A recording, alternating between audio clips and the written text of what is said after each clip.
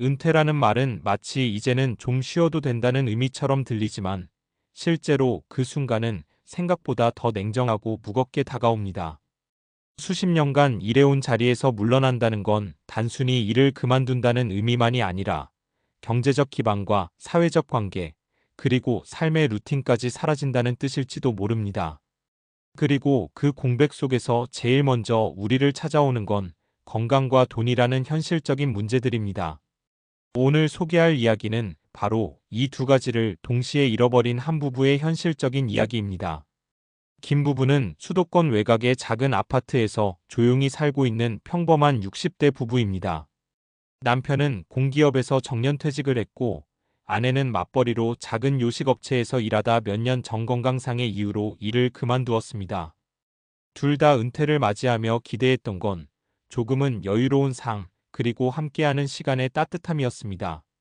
하지만 퇴직 후 얼마 지나지 않아 남편은 무릎 관절염이 심해졌고 아내는 혈압과 당뇨로 병원을 자주 다니게 되었습니다.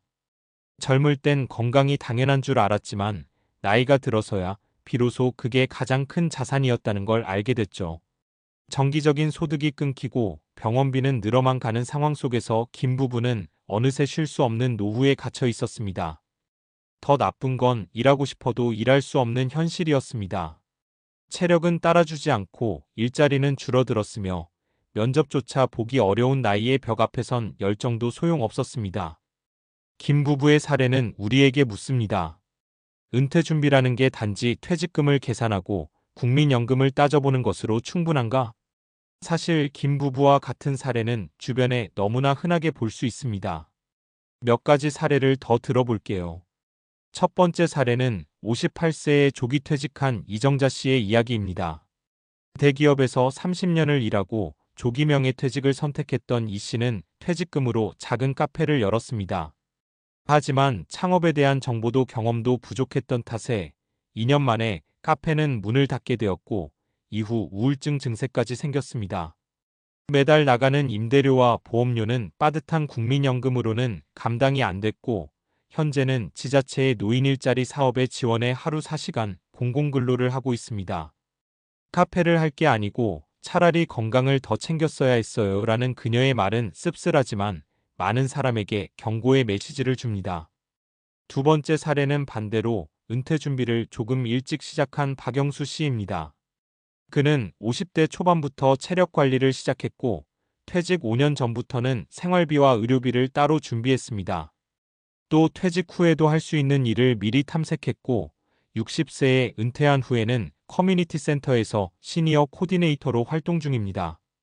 5월 100만 원 남짓이지만 규칙적인 수익과 소속감이 삶의 활력을 만들어줬다고 말합니다.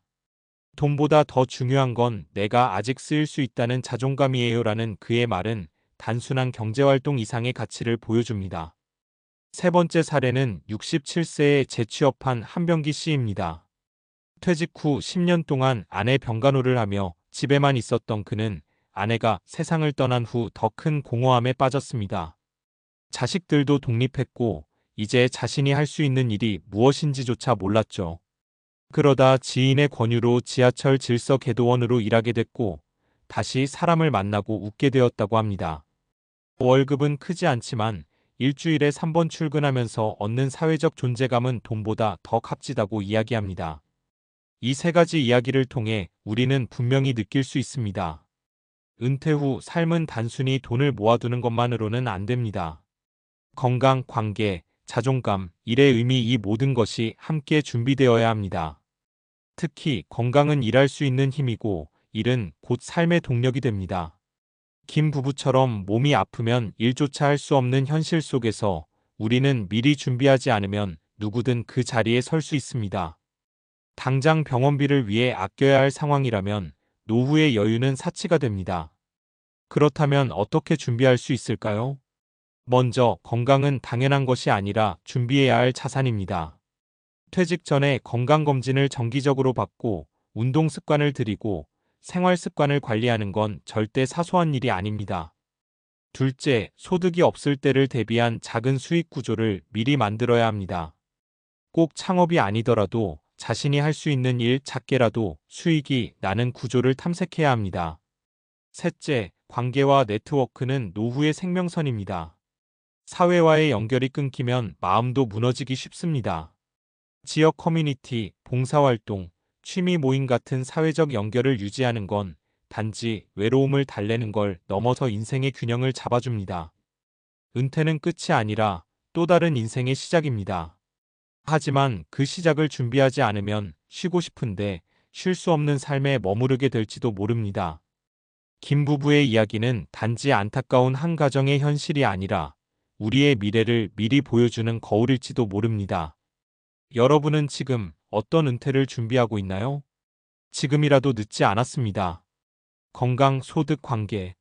이 세 가지를 하나하나 준비해가며 쉴 수 있는 은퇴, 행복할 수 있는 노후를 만들어 가시길 바랍니다.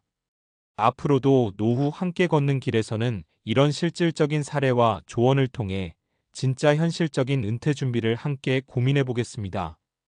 여러분의 노후 저와 함께 걸어보실래요? 다음 내용은 은퇴 후 경제적 자립을 위한 재정 계획입니다.